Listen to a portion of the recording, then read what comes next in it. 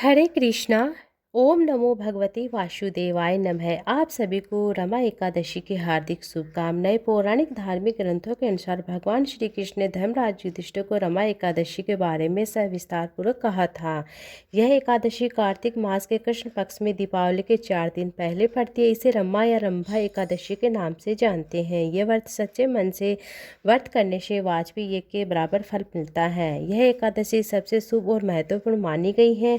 यह एकादशी भगवान श्री हरि विष्णु को सभी व्रतों में सबसे अधिक प्रिय है। यह पुण्य कार्य का संचय करने के लिए बहुत ही अधिक महत्वपूर्ण मानी गई है। पद्म पुराण के अनुसार जो मनुष्य सच्चे मन से इस एकादशी का व्रत उपवास रखता है उसे वैकुंठ धाम प्राप्त होता है।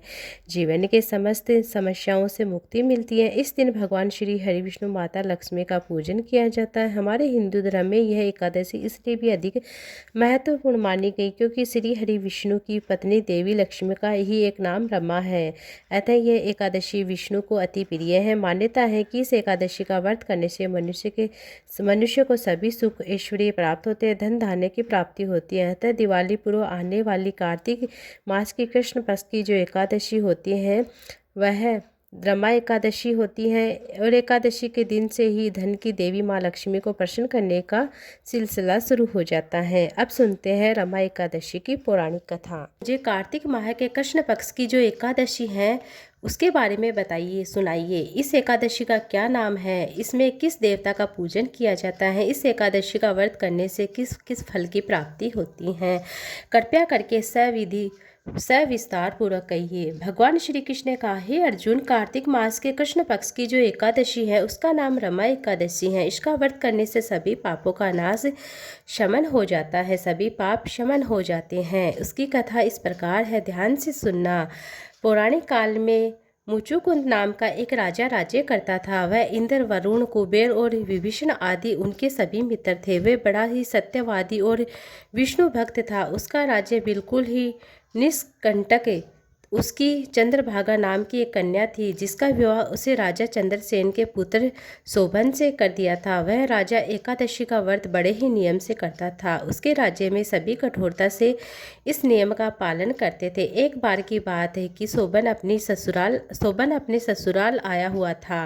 वह कार्तिक का महीना था। उसी माह में महापुण्यदायिनी रमा एकादशी का व्रत आया। इस दिन सभी व्रत रखते थे वहाँ के लोग। चंद्रभागा ने सोचा कि मेरे पति को बड़े कमजोर हृदय के हैं, वे एकादशी का व्रत कैसे करेंगे, जबकि पिता के यहाँ तो सभी प्रकार के जीव जंतु व्रत रखते हैं, यहाँ तक कि पशु पक्षी भी व्रत रखते हैं। मेरा पति राजा आज्ञा मानेगा तो वह बहुत कष्ट पाएगा। चंद्रभागा को जिस बात का डर था वही हुआ। राजा ने आदेश जारी किया कि इस समय उनका दामाद राज्य में पधारा हुआ है, अतः सारी प्रजा विधान पूर्वक एकादशी का व्रत करेगी। जब दशमी तिथि आई तब राजा ने सारे गांव में ढिंडोरा पिटवा दिया कि उसे सुनकर शोभन अपने पत्नी के पास गया और बोला, हे विप्रे, तुम मुझे कुछ उपाय बताओ क्योंकि मैं उपवास नहीं कर सकता। यदि मैं उपवास करूंगा तो अवश्य ही मर जाऊंगा। पति की बात सुनकर चंद्रभागा ने कहा, हे स्वामी, मेरे पिता के राज्य में एकादशी के दिन कोई भी भोजन नहीं करता है। यहाँ तक कि हाथी, घोड़ा, ऊंट, पशु पक्षी आदि भी तृण और अन्न जल आदि नहीं खाते हैं, अर्थात एक तिनका भी नहीं खाते हैं। फिर भला मनुष्य कैसे भोजन कर सकता है? यदि आप उपवास नहीं कर सकते हैं तो किसी दूसरे गांव में चले जाइए, क्योंकि यदि आप यहाँ रहेंगे तो आपको व्रत अवश्य करना ही पड़ेगा। पत्नी की बात सुनकर शोभन ने कहा, हे विप्रे, हे प्रिय, तुम्हारी राय उचित है, परंतु मैं व्रत करके डर से किसी दूसरे स्थान पर चला जाऊं, यह उचित नहीं है। अब मैं व्रत अवश्य करूँगा, परिणाम चाहे जो भी हो, क्यों न हो, भाग्य में लिखा होगा वही होगा, क्यों टल नहीं सकता। सभी के साथ शोभन ने एकादशी का व्रत किया। भूख और प्यास से अत्यंत व्याकुल होने लगा। सूर्य नारायण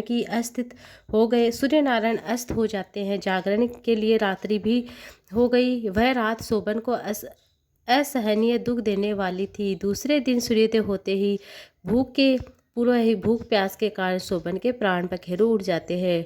राजा ने शोभन के मर्त शरीर को जल प्रवाह करा दिया और अपनी पुत्री को आज्ञा दी कि वह सती न हो। भगवान विष्णु की कृपा पर भरोसा रखे। चंद्रभागा अपने पिता की आज्ञा अनुसार सती नहीं हुई। वह अपने पिता के घर रहकर एकादशी के व्रत के नियमों का पालन करती रही। उधर रमा एकादशी के व्रत के प्रभाव से शोभन को जल से निकाल लिया गया और भगवान विष्णु की कृपा से उसे मंदराचल पर्वत पर धन धान्य से परिपूर्ण और शत्रु रहित देवपुर नाम का एक उत्तम नगर प्राप्त हो जाता है। वहाँ राजा उसे बना दिया जाता है। उसके महल में रत्न तथा स्वर्ण के खंभे लगे हुए थे। राजा शोभन स्वर्ण तथा मणियों के सिंहासन पर सुंदर वस्त्र आभूषण धारण करे हुए बैठा था। गंधर्व तथा अप्सराएं नृत्य कर रही थी, उसकी स्तुति कर रही थी। उस समय राजा शोभन मानो दूसरा इंद्र प्रतीत हो रहा था। इनकी तीनों मुकुंद नगर में रहने वाले सोम शर्मा नाम का एक ब्राह्मण तीर्थ यात्रा के लिए निकलता है।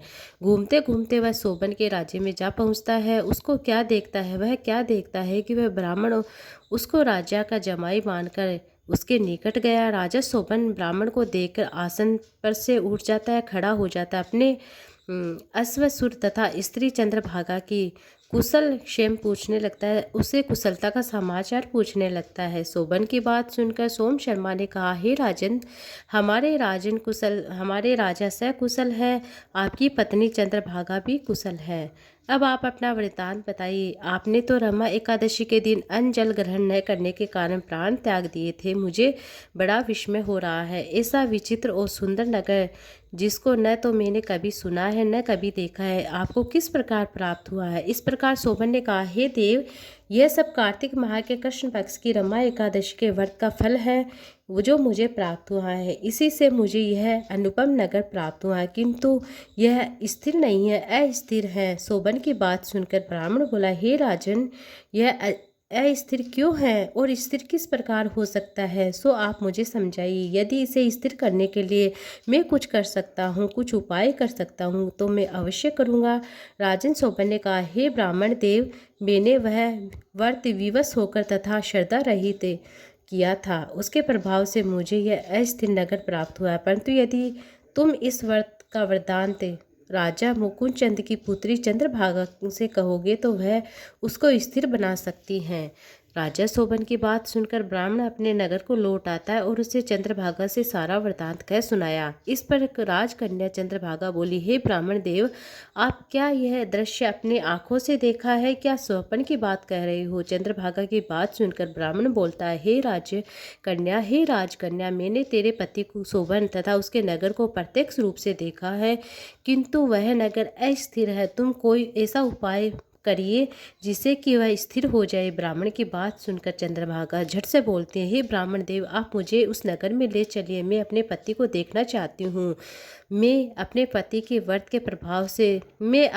के प्रभाव से मेरे पति के नगर को स्थिर बना दूंगी। चंद्रभागा के वचनों को सुनकर वह ब्राह्मण उसे मंदराचल पर्वत के पास वामदेव के आश्रम में ले गया। वामदेव ने उसकी कथा को सुनकर चंद्रभागा के मंत्रों से अभिषेक किया। चंद्रभागा मंत्रों तथा व्रत के प्रभाव से दिव्य देह धारण करके पति के पास चली जाती है। शोभन ने अपने पत्नी चंद्रभागा को देखकर उसे प्रसन्नतापूर्वक आसन पर अपने पास बिठा लिया। चंद्रभागा ने कहा, हे स्वामी, अब आप मेरे पुण्य को सुनिए। जब मैं अपने पिता के घर में 8 वर्ष की थी, तब से मैं एकादशी का व्रत बड़े ही निष्ठा और बड़े ही नियम पूर्वक कर रही हूँ। उनकी व्रतों के प्रभाव से आपका यह नगर स्थिर हो जाएगा, सभी कर्मों से परिपूर्ण और प्रलय के अंत तक स्थिर रहेगा। चंद्रभागा दिव्य स्वरूप धारण करके तथा दिव्य वस्त्र अलंकारों से सज धज कर अपने पति के साथ सुखपूर्वक रहने लगती। हे अर्जुन, यह मैंने रमा एकादशी का व्रत का महात्म्य कहा है। जो मनुष्य रमा एकादशी के व्रत को करता है, कथा सुनता है, महात्म्य को सुनता है, उनके सभी पाप कर्म नष्ट हो जाते हैं। जो मनुष्य रमा एकादशी व्रत का महात्म्य सुनता है, अतः वह अंत में विष्णु लोक को, वैकुंठ लोक को प्राप्त करता है। भगवान श्री हरि बड़े ही दयालु और क्षमावान है। श्रद्धापूर्वक तथा विवश होकर यदि कोई उनका पूजन एकादशी व्रत धारण करता है, पूर्ण निष्ठा के साथ, पूर्ण विश्वास के साथ करता है, उसे उत्तम फल की प्राप्ति होती है। परंतु मनुष्य को चाहिए कि भगवान का पूजन पूरी श्रद्धा से करे। शोभन अपनी पत्नी द्वारा श्रद्धापूर्वक किए गए एकादशी व्रत के कारण अपने राज्य को स्थिर कर सका। ऐसी सुकर्मा पत्नी भगवान श्री हरि की कृपा से प्राप्त हो सकती हैं। ये थी आज की वीडियो। उम्मीद है आपको अच्छी लगी। वीडियो अच्छी लगी तो वीडियो को लाइक ज़्यादा से ज़्यादा शेयर कीजिएगा। आप सभी भक्तजनों पर भगवान श्री हरि नारायण और माँ लक्ष्मी का आशीर्वाद सदैव सर्वदा बना रहे।